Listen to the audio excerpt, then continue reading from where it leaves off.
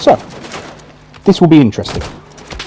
This might be something I do on a fairly regular basis, reviewing stuff, whether it be events in Enlisted or other video games, or just reviewing games that I've been playing recently that may or may not be new releases.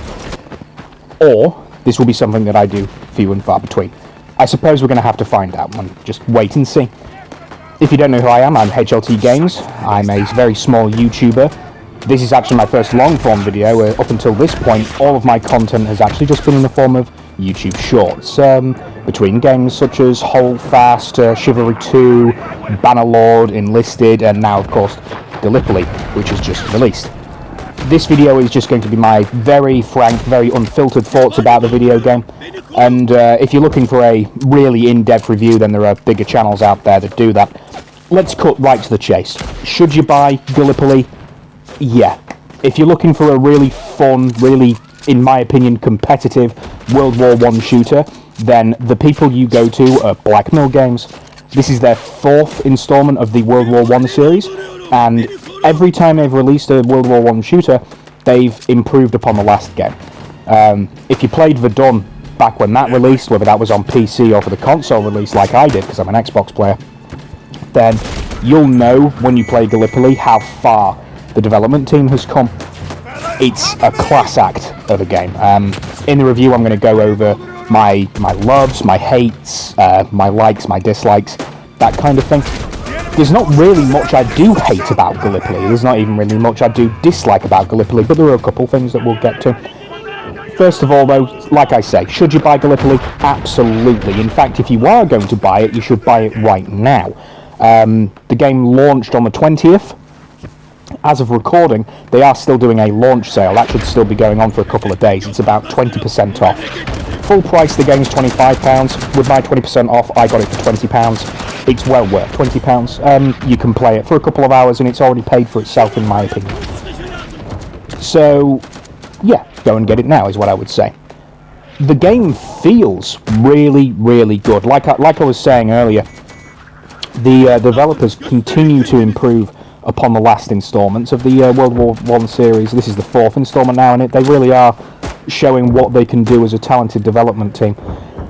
Little bitty details that you and I as consumers and players probably wouldn't think of are in the game, which is really nice to see. What about the setting overall? Gallipoli, of course, it was one of the fronts in the First World War. This is in 1915. That's where we are now at this point in time of the First World War. And it's, again, fun. Is fun the right word to use for a World War I shooter? Well, I think it is in this case, actually. The game is very, very fun. When you get kills, whether it's in close quarters or at a long distance away, whether you're using, like in the clip now, a single-action army revolver, or if you're using a HMG, it's really satisfying. It's really fun. It's really fluid. But you feel every impact, whether it's you're smashing somebody over the head with an improvised club, or if you're, like I say, shooting somebody at point blank with a single action army revolver. Everything you feel, it feels awesome. There's no surprise, in my opinion, that the developers have been able to recreate these weapons in such detail. And let's talk about the detail, actually. There's something that in the game now, which in my opinion will probably become an industry standard. When you see it in game as a player and as somebody who follows the gaming industry and as somebody who plays a wide variety of shooting games, you'll see it in game and you'll go, why did nobody else think of this? And it's to do with a suppression mechanic.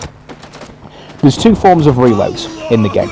You'll do a regular reload, which of course can be interrupted at any time, but you will still have to then complete the reload.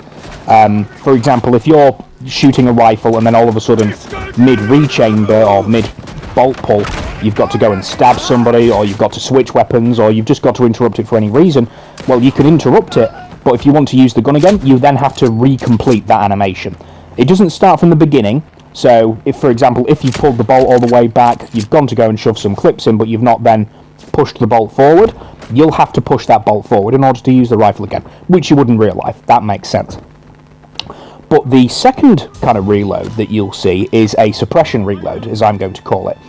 There's 2 types of suppression. There's that kind of that first initial, oh my god, I'm being shot at, I need to take cover, and then there's panicked. as the game calls it. When you're panicked, your reload's different. It is, you know, this might be a surprise to people, but it is a panicked reload. It goes from a fairly fluid animation to struggling.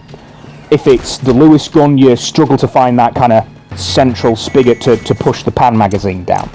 If it's a 1911, you really have to look at your gun for a second to make sure that you're sliding the magazine in properly so that you're lock and loaded.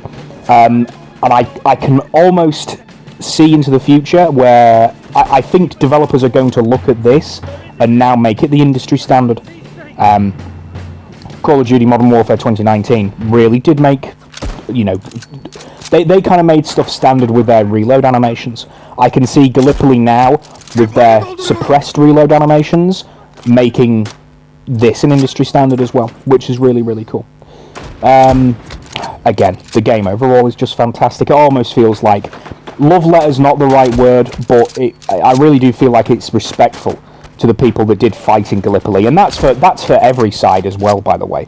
This isn't a game where it's propaganda for one side. You know, I never really feel like I'm the good guy or the bad guy in this sense. I just feel like I'm a soldier trying to make it to the end of the day or to the end of the war.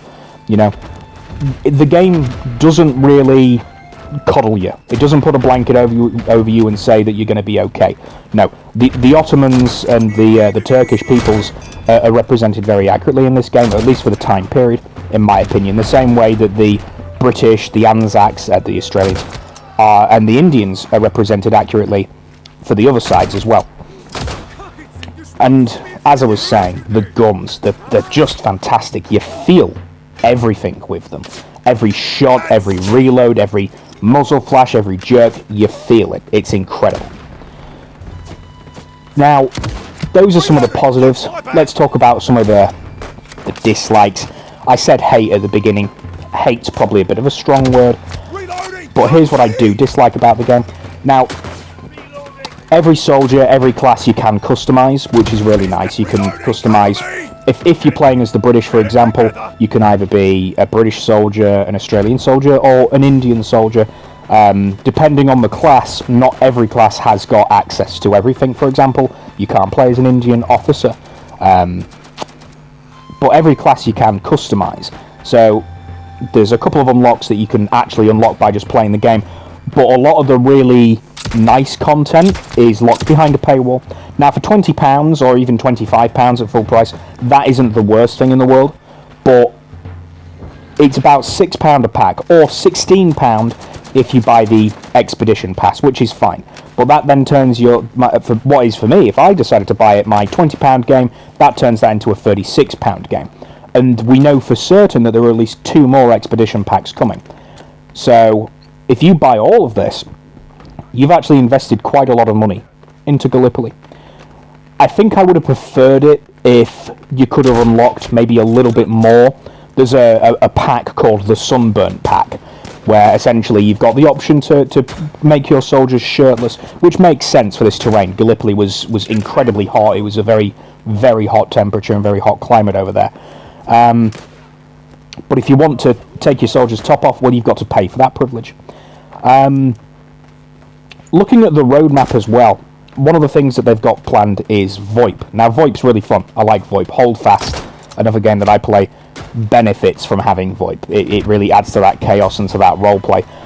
I think launching Gallipoli without VoIP, especially in this day and age where people really kind of want that, I think that was a bit of an error and a bit of a mistake. This game was already delayed. Of course, the original release date was in May.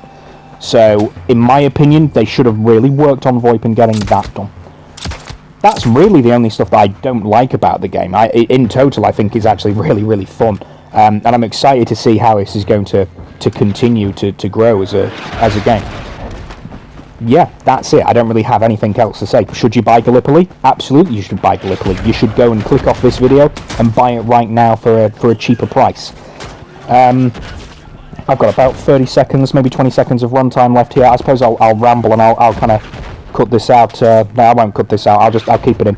But I'll ramble for a little bit. If you like these kind of longer form commentary style videos, then please do let me know and I'll do more of them. If not, then I won't do any more. I'll just keep doing YouTube short stuff. Yeah, that's it. I'll leave you with the final few seconds of the clips here. I'm HLT Games, this has been my review of Gallipoli, and thank you for watching.